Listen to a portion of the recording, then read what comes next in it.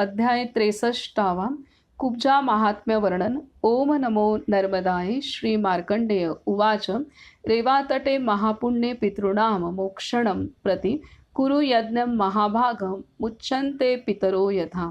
मुनिश्रेष्ठ श्री मार्कंडेय वदले, हे महाभाग, अति पवित्र श्री नर्मदा तटी पितरांना नरकातून सोडविण्याकरिता तुम्ही यज्ञ करा, ज्यामुळे तुमचे पितर पापमुक्त होतील।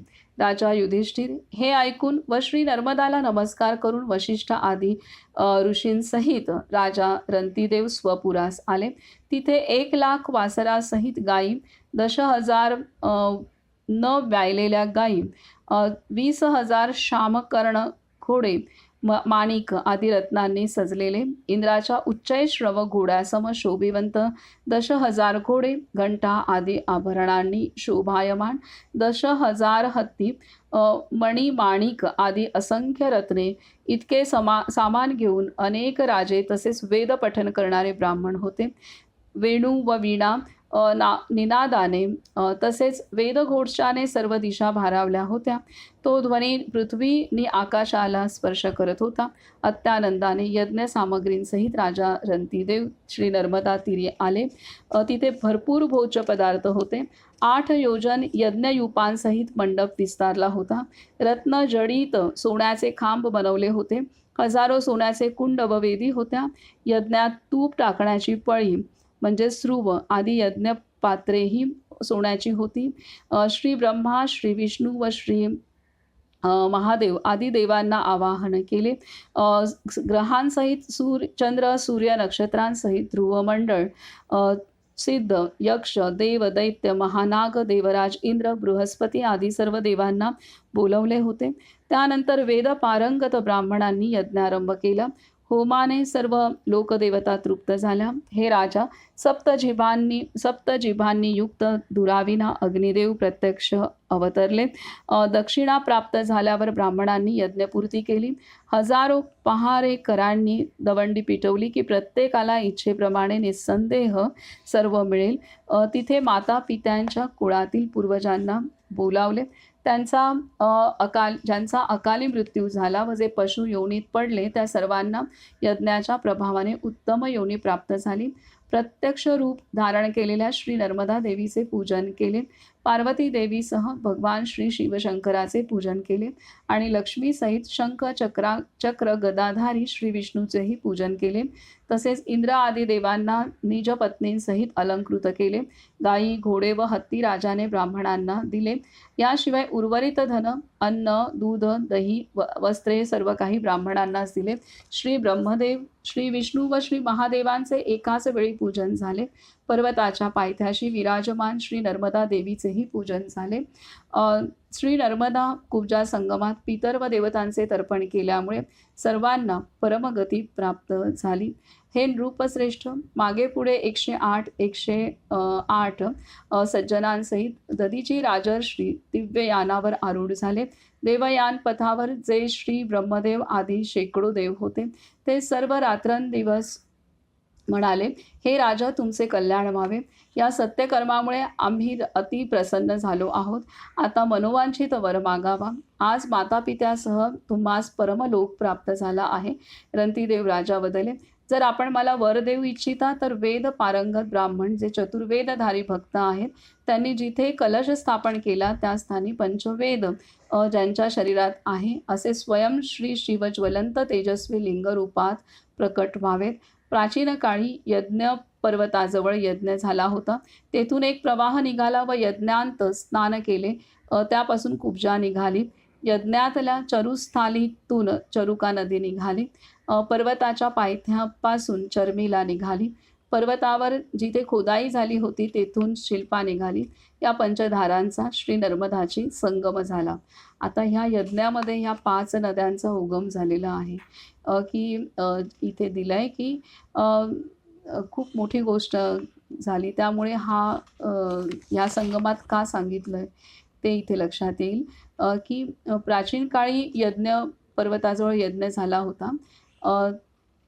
इथे काय सांगितलं की रंतीदेव राजा बदले, की जर आपण मला वर देऊ इच्छिता तर वेद पारंगत ब्राह्मण जे चतुर्वेदधारी भक्त आहेत, त्यांनी जिथे कलश स्थापन केला त्या स्थानी पंचवेद ज्यांच्या शरीरात आहे असे स्वयंश्री शिवज्वलंत तेजस्वी लिंगरूपात प्रकट व्हावे. कलश आहे तिथं लिंगरूप भगवंत प्रकट झाले, स्वयंभू लिंग प्रकट झालं. प्राचीन काळी यज्ञ पर्वताजवळ यज्ञ झाला होता. तेथून एक प्रवाह निघाला व यज्ञांत स्नान केले त्यापासून कुब्जा निघाली. यज्ञातल्या चरुस्थालीतून चरुका नदी निघाली. पर्वताच्या पायथ्यापासून चरमीला निघाली.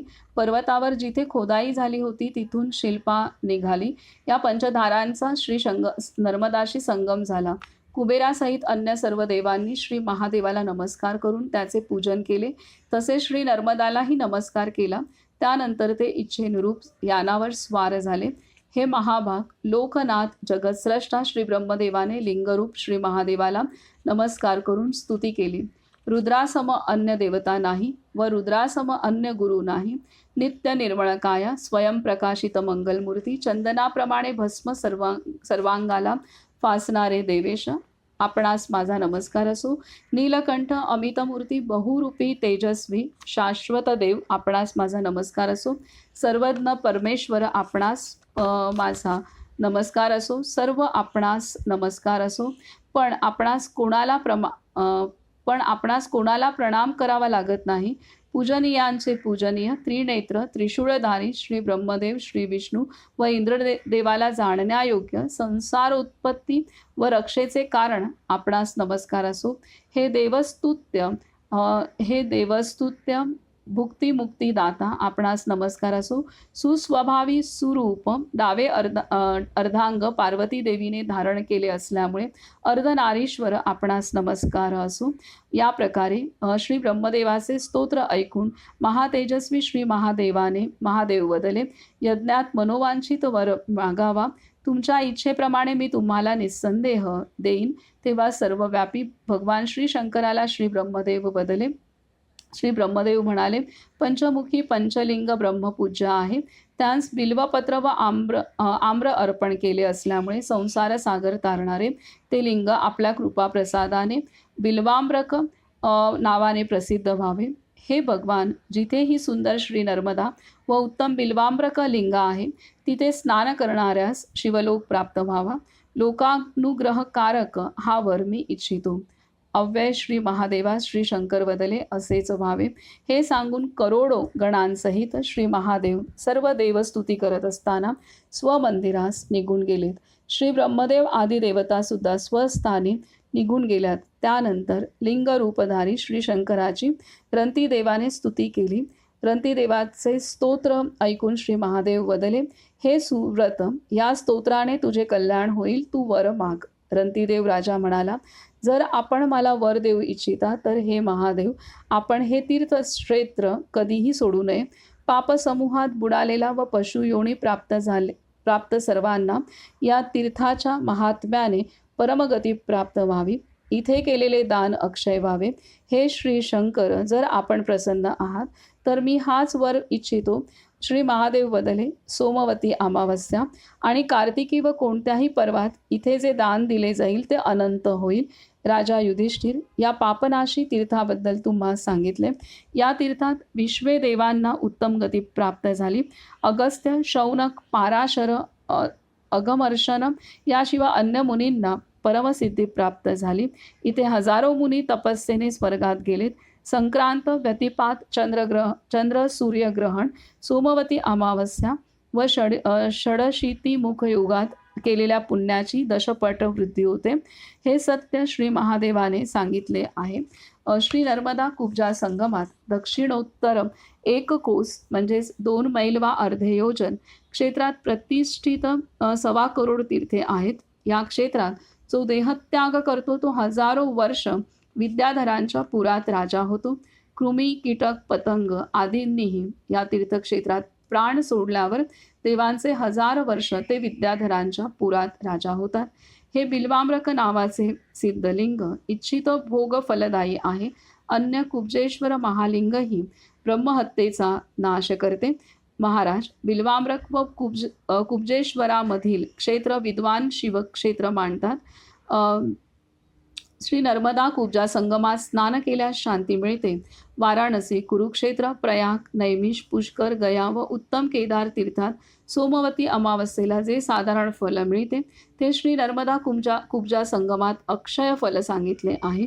तिलोदकाने पुत्र माता पिताच्या कुळातील सर्वांचा नरकातून उद्धार करतो. राजा रंतीदेव सुद्धा सर्व पूर्वजांचा उद्धार करून स्वगृही निघून गेलेत. राजा श्री नर्मदा कुब्जा संगमाबद्दल तुम्हाला सांगितले. रंतीदेव, हरिश्चंद्र, पुरुहूत व पुरुरवा इथे अनेक यज्ञ करून स्वर्गात देवांप्रमाणे विहार करतात. या तीर्थाच्या कथन श्रवणाने सर्व पापमुक्त निर्मळ आत्मा शिवलोकात पूजित होतो.